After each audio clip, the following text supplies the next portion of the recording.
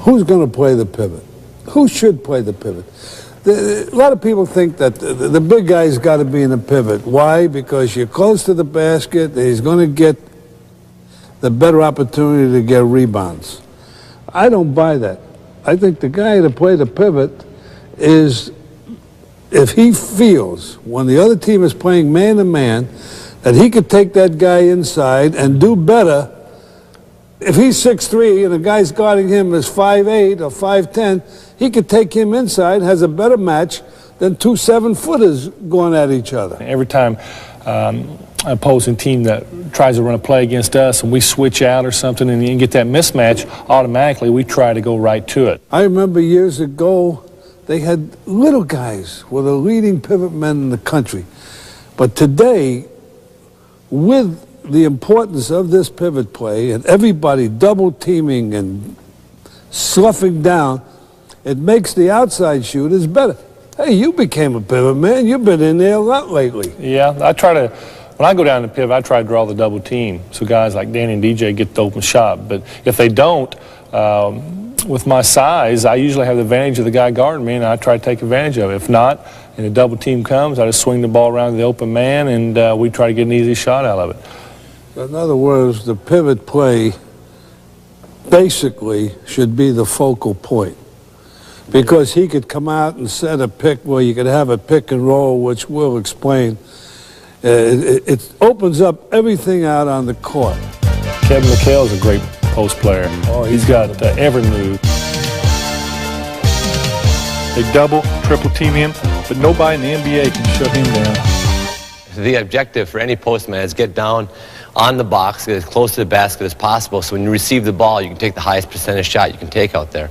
So in the game, Robert is going to stop me, he's going to get in front of me, bump me, and it goes something like this. I'm coming down here, I get him here, I set him up, I try to cut in front of him, he slides around, I feel his body right here, my hand goes out, ball, basket.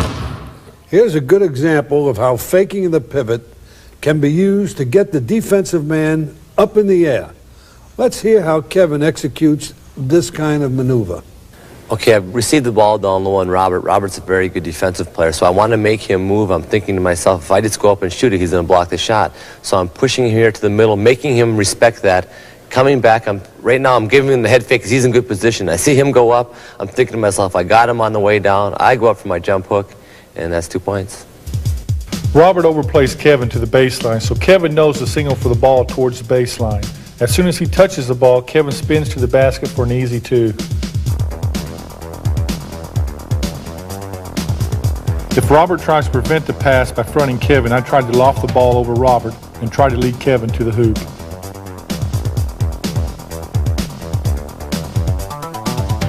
By now, Robert respects what Kevin can do if he gets the ball in his spot in the box, so Robert cuts him off. I see this, so I throw the ball to the middle, and Kevin has the ability to take a fall-away shot that's almost impossible to block. When post players can do all these moves, they become almost an unstoppable force inside. I'm starting to feel I have a good position now. I'm starting to widen out. I'm going to start calling for the ball. Here Larry makes a good move to get Danny off him. He makes a ball fake.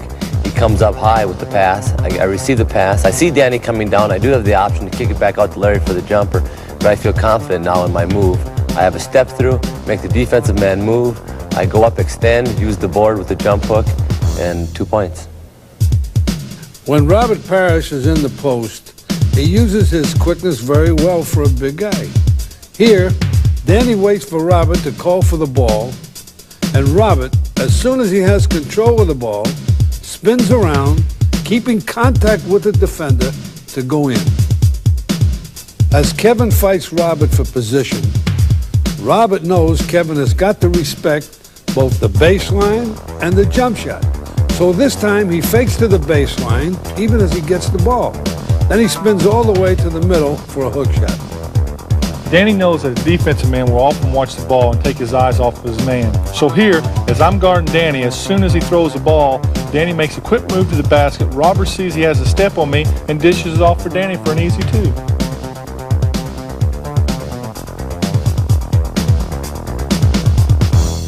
When Kevin gets the ball in position, but he draws a double team. He quickly looks back out to see if I'm in good position to take the open shot, and he gets the ball right back out to me.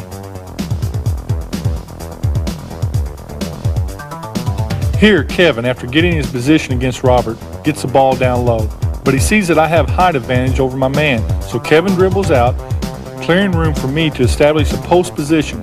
Kevin sees Danny overplaying me, so he leads me to the baseline for a quick spin to the basket.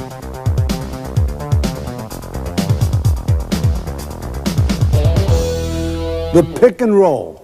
You've heard it many times. We're going to show you how important it really is, how two men can be the major part of any offense, all the good things that can happen with this pick and roll. Let's watch it. All right, now wait a minute. Now you see what he does? Kevin comes in here to set a pick on Danny Ainge, who's playing the defense on Larry. His elbows are out. He's got good balance. He does not hit Danny. He sets the position. Larry Bird uses Danny on his move. He fakes here, and then Danny goes into him. That's how the pick and roll must be made. That's how any pick or screen should be made. On the pick and roll, I got Kevin and Danny. Danny's defensive man, Kevin's offensive man. I got so many options off the pick and roll if it's ran right. I got Kevin coming over, setting a good hard pick on Danny. I'm going to fake baseline, take a couple dribbles. If Robert follows me out so I don't shoot the jump shot, I got Kevin with Danny on his back, and all I have to do is lead him to the basket with the ball.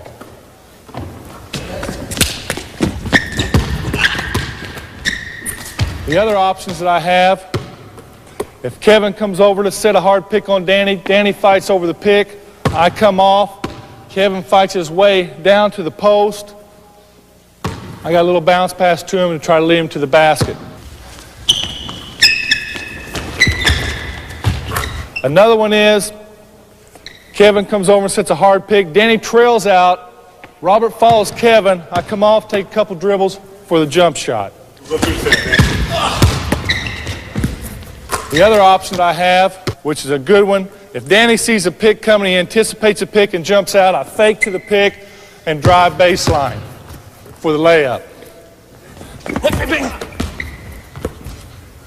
Or the man that's setting the screen can fake the pick and break to the basket.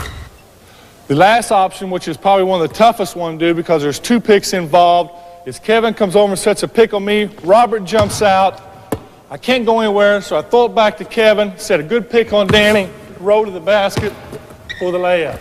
A good kick.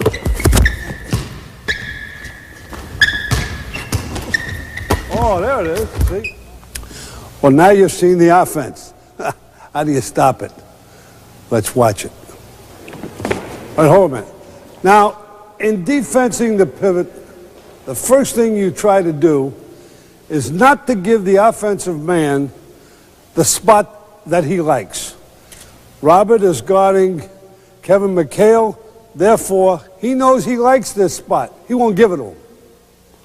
All right, now Larry has the ball. Now you go in the pivot. How would you play him? Now you notice he's on the side. See, some coaches always stay on one side. We don't do that. We like the idea of staying on the side until the ball gets in the middle, and then Robert could help out in case anybody's driving through the middle. Now watch Larry where he moves. When he's got the ball there, Robert is here.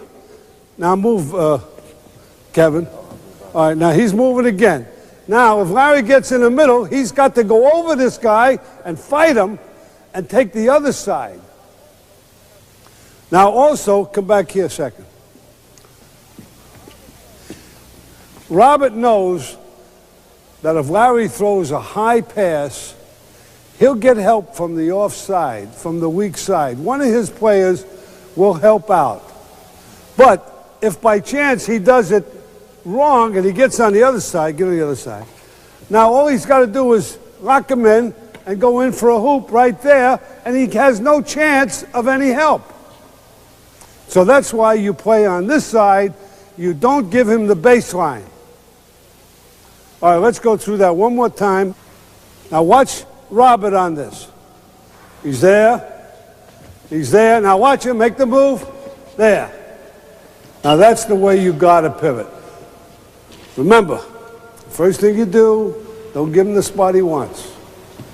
After that, stay on the baseline side until they get to midcourt and fight your way over and get on the inside.